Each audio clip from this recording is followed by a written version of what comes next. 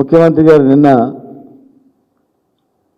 సర్దార్ సర్వాయి పాపన్న జయంతి సందర్భంగా రవీంద్ర భారతిలో ఏర్పాటు చేసినటువంటి మీటింగ్లో జనరల్గా ఎవరు మీటింగ్ పోతే వాళ్ళ మీటింగ్లో వాళ్ళకి ఏదన్నా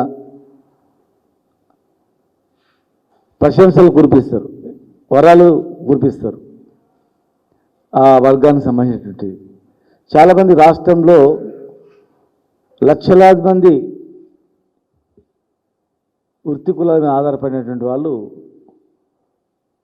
ఈరోజు ఎన్ని వరాలు వస్తాయి అనుకున్నారు. కానీ గాడపోయినా కూడా మళ్ళీ ఆయన ఏంటంటే ఆవుతుడ కథ మాదిరిగానే ఆడపోయినా మళ్ళీ కేసీఆర్ గారిని తిట్టడమే, కేసీఆర్ గారి మీద మాట్లాడడమే, పచ్చి అబద్ధాలు మాట్లాడడమే. కనీసం సర్వాయి పాపన్న జయంతి రోజైనా కొన్ని మంచి మాటలు మాట్లాడితే బాగుండే, ఆయన గురించి మాట్లాడితే బాగుండే. సర్వాయి పాపన్న గారి గురించి మాట్లాడలేదు, ఆ వృత్తి గురించి మాట్లాడలేదు, ఆ వృత్తి కులాల గురించి కూడా మాట్లాడలేదు. ఎజెండా ఎక్కడ పోయినా ఏదైనా రాత్రి లేచినా పలికినా ఎక్కడ ఏడు పోయినా ఢిల్లీ పోయినా గల్లీ పోయినా కేసీఆర్ కేసీఆర్ కేసీఆర్ జపం తప్ప వేరే ఏం లేదు. కేసీఆర్ నిట్టడము, కేసీఆర్ మీద బద్నాం చేయడం, ఏదైనా సరే. లైట్ ఎందుకు లేట్ వచ్చింది, లేట్ అయిందంటే అది కేసీఆర్ ఏమైనా ఆపిండేమో. ఏ సంఘటన జరిగినా దాని కేసీఆరే.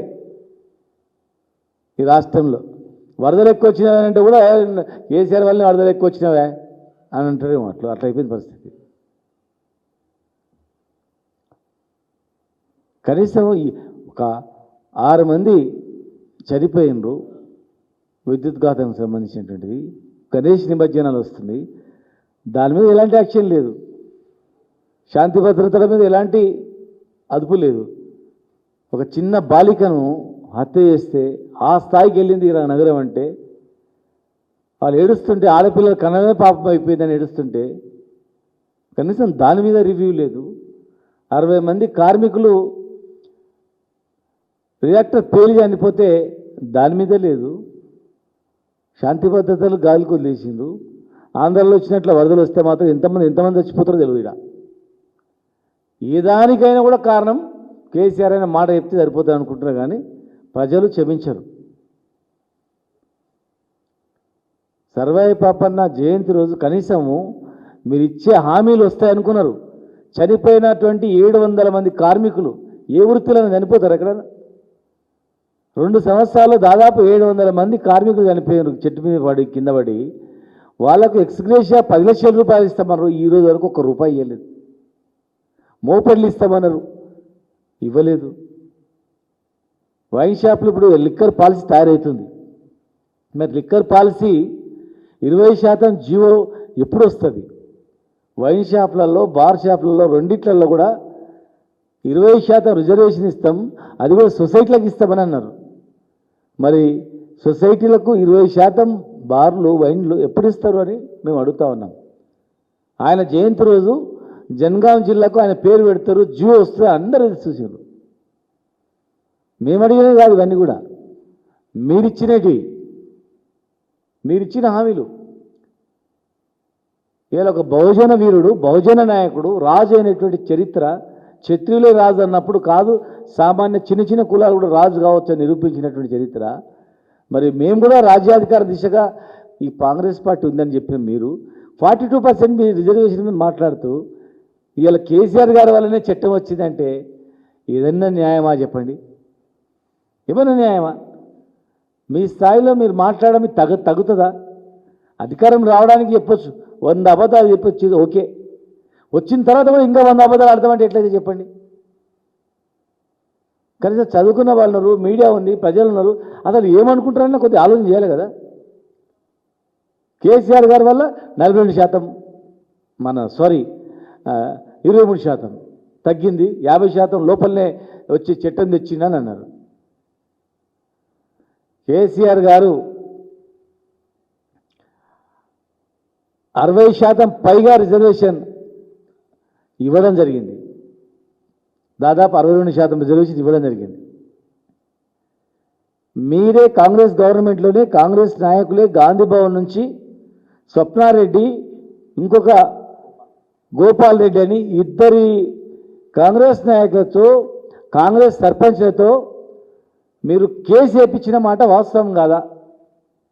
రాహుల్ గాంధీ ఒట్టేసి చెప్పండి, పోనీ సోనియా గాంధీ ఒట్టేసి చెప్పండి, లేదు ప్రియాంక గాంధీ ఒట్టేసి చెప్పండి. పెంచిన కేసీఆర్ గారు పెంచిన రిజర్వేషన్లను హైకోర్టులో వేసి కొట్టేపించింది కాంగ్రెస్ నాయకుల కాదా? గాంధీ భవన్ నుంచి జరిగిందా లేదా?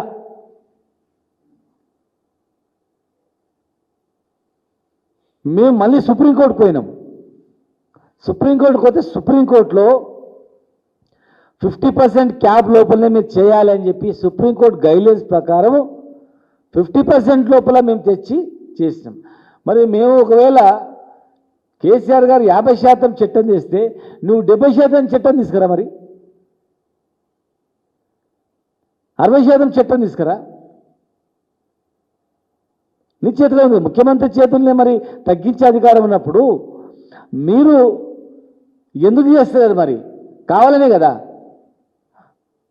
మేము ఎలక్షన్ మేనిఫెస్టోలో మేము పెట్టలే 42 ఇస్తాం, 52 ఇస్తాం, 62 ఇస్తామని మీరు పెట్టిండ్రు కనుక మేము అడుగుతా ఉన్నాం. ముఖ్యమంత్రి చేతుల్లో ఉన్నప్పుడు మీరెందుకు మరి పెట్టకుండా అటు ఇటు తిప్పుతున్నారు? ప్రజలకు చెప్పాల్సిన అవసరం ఉంది. అలా అబద్ధాలు నమ్మే పరిస్థితుల్లో తెలంగాణ ప్రజలు లేరు.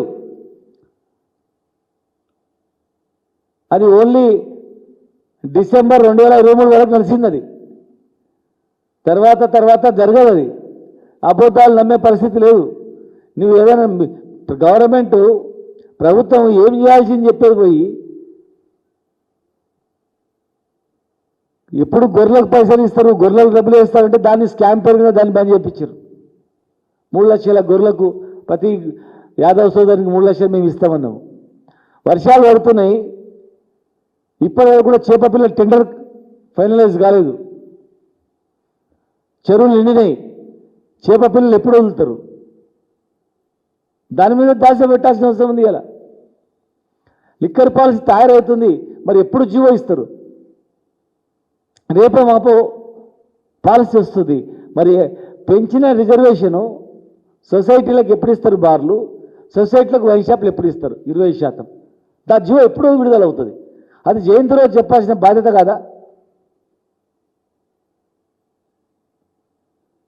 ఎవరు రాసిస్తే?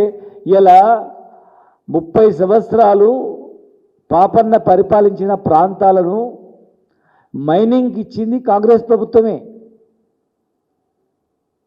అక్కడ ఉన్నటువంటి గౌడ సంఘ నాయకులు, కరీంనగర్లో ఉన్నటువంటి గౌడ సంఘ నాయకులందరూ, వరంగల్, కరీంనగర్, జనగామ ప్రాంతంలో ఉన్నటువంటి నాయకులందరూ కూడా, ఒక గౌళ్ళే కాదు మిగతా పాపన్న స్ఫూర్తితో ఉన్నటువంటి నాయకులందరూ కూడా, వాళ్ళందరూ కూడా బహుజన నాయకులందరూ కూడా పాపన్న కోటలు ధ్వంసం అవుతున్నాయి. గ్రానైట్ క్వారీస్ మొత్తం పెద్ద పెద్ద గ్రానైట్ క్వారీలు వచ్చినాయి. అక్కడ చరిత్ర కనుమరుగైతే అంటే మేము జీవో ఇచ్చినాం ఆర్కియాలజీ డిపార్ట్మెంట్కు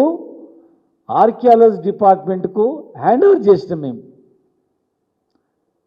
మేం చేసింది కూడా మీరంటే ఎట్లా చెప్పండి? 30 సంవత్సరాలు మైనింగ్కి ఇచ్చి మేము దాన్ని క్యాన్సిల్ చేసి ఆర్కియాలజీకి ఇచ్చినాం. డేట్తో సహా ఉంది. 2019లో ఇచ్చినాం, 11/12/2019 ఆర్కియాలజీ డిపార్ట్మెంట్కు. దీన్ని కూడా మేము ఇచ్చినామంటే 2019లో కాంగ్రెస్ గవర్నమెంట్ ఉందా చెప్పండి? మేము చేసిన మంచి పనులు మీరే చేసినామని చెప్తున్నారు, చెడ్డ పనులంతా మేమే చేసినామని చెప్తున్నారు. ఇట్లా ఇది ప్రజాస్వామ్యంలో ఇది తగునా?